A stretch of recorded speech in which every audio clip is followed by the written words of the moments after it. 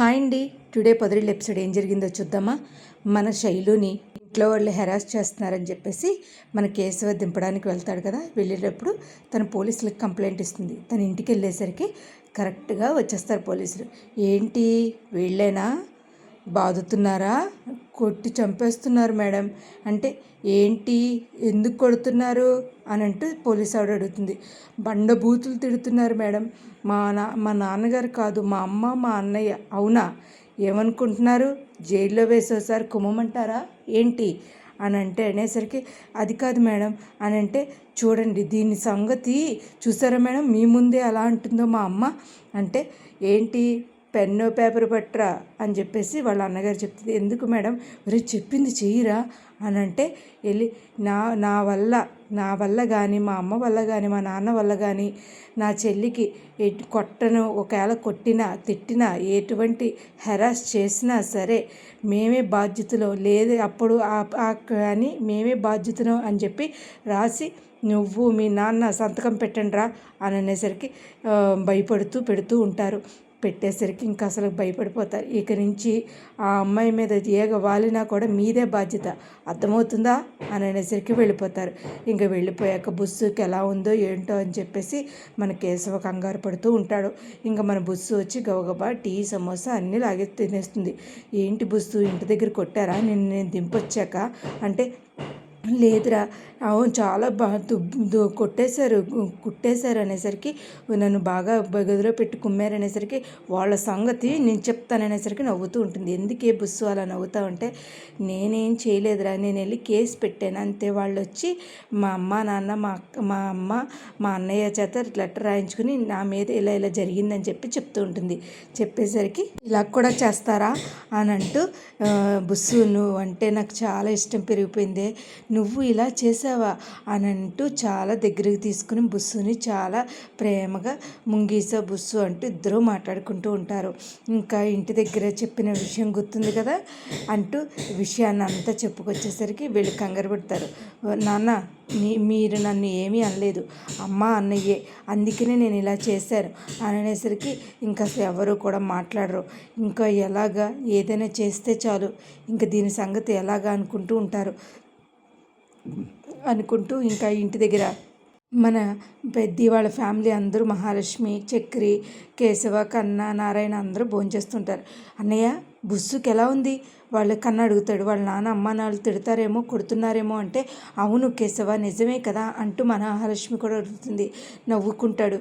ఎందుకురా అలా నవ్వుతున్నావు అంటే, అన్నయ్య తను కేసు పెట్టిందంట, పోలీసులు వచ్చారంట, వాళ్ళ అమ్మ అన్నయ్య మీద కేసు పెట్టిందంట. ఎప్పుడైనా ఇంత దెబ్బ తగిలినా కూడా వాళ్ళే బాధ్యతలు అంటూ లెటర్ రాయించుకుని వెళ్ళారంట. అయ్యో బాబు అంటూ షన్ అయిపోయి నారాయణ నవ్వుతూ ఉంటాడు. ఎందుకు నారాయణ అలా నవ్వుతున్నావు అంటే, రేపొద్దు నీ పరిస్థితి ఏంట్రా అని అనుకుంటూ నవ్వుకుని, అయినా మహాలక్ష్మి చాలా ధైర్యవంతురాలు, శైలు చాలా ధైర్యవంతురాలు అంటూ మన మహాలక్ష్మి అంటుంది. ఆ రోజు మా అమ్మ నాన్న అలా చేస్తుంటే నేను అలాంటి పని చేయలేకపోయానే అంటూ మన మహాలక్ష్మి చెప్తూ ఉంటుంది. ఈ లోపల చక్రి అనుకుంటాడు, అలా చేస్తే నా భార్య ఎలా అవుతావు నువ్వు అనుకుంటూ మనసులో అనుకుంటూ ఉంటాడు. అయినా తను బాగా చేసింది కదా, అయినా ఒరే అలా అమ్మ నాన్న అలా చేయకూడదు కదరా అంటూ పెద్ద అంటుంది. ఎవరైనా సరే వాళ్ళ గురించి వాళ్ళు ఆలోచిస్తూ ఉంటారు, వాళ్ళ తల్లిదండ్రులు ఆలోచించడంలో తప్పు లేదు, ఎందుకంటే చిన్నప్పటి నుంచి పెంచి పెద్ద చేస్తూ ఉంటారు అని అంటూ ఉంటాడు మన పెద్ద. ఈ లోపల చక్రి అంటాడు, మీకు ఏదైనా నేనున్నాను అని చెప్తూ ఉండేసరికి అందరూ స్టన్ అయిపోయి, ఇలా చేస్తున్నాడేంటి చక్రి అని అనుకుంటూ ఉంటారు. పెద్ది నువ్వు చెప్పింది చాలా కరెక్ట్ అంటుంది మహాలక్ష్మి. ఈ లోపల నారాయణ బయటకు వచ్చింది. ఏంటి బయట కూర్చోవడమేనా అంటూ మహాలక్ష్మి వస్తుంది. ఓ కుర్చీ వేసి, ఇదే నా పెద్దరికం, ఇంట్లో చక్రి పెళ్లి చేసుకున్నాడు, అది నా ఇష్టం లేకపోయినా సరే సమాజంలో మా పెళ్ళైనట్టే లెక్క, కేశవ కూడా పెళ్లి చూసుకుంటున్నాడు, ఇంకా చిన్నోడే ఇంకా అసలు పెద్దికి పెళ్లి చూడరా, సంబంధం చూడరా అసలు అంటూ లోపలికి వచ్చేసరికి, ఏంట్రా మీ వదిన అంత సీరియస్గా ఉంది, పల్లేక ఏం చేస్తావు, మిమ్మల్ని అందరినీ ముప్పు తుప్పి అని అనేసరికి మింగేస్తుందని డైలాగ్ అనుకుంటూ ఉంటారు.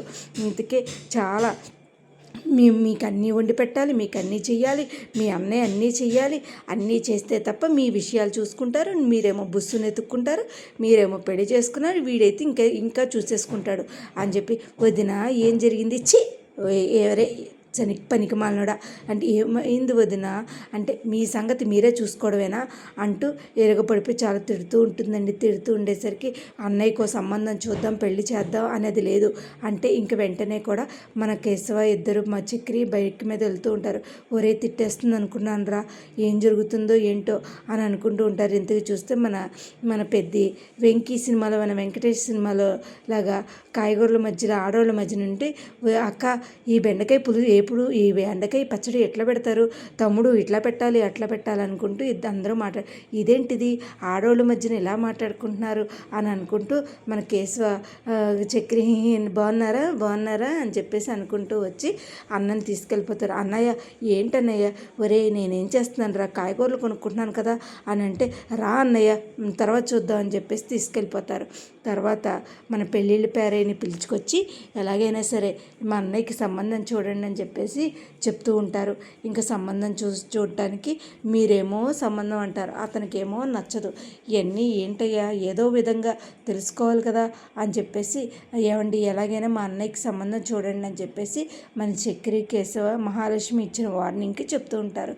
మరి అసలు కమింగ్ ఎపిసోడ్లో సంబంధం వస్తుందా, అసలు సంబంధం వస్తే అసలు చక్రికి మనకి పెద్దికి పెళ్ళి అవుతుందా, అసలు ఏం జరుగుతుంది అనేది కమింగ్ ఎపిసోడ్లో చూడాలండి. ఇవాళ వీడియో అయితే ఇదేనండి. రేపటి ఎపిసోడ్లో ఏం జరుగుతుందో చూద్దాం. ఆ వీడియోస్ కనుక మీకు నచ్చినట్టయితే లైక్ చేసి షేర్ చేసి సబ్స్క్రైబ్ చేస్తారని కోరుకుంటున్నాను. Thank you so much. Thank you.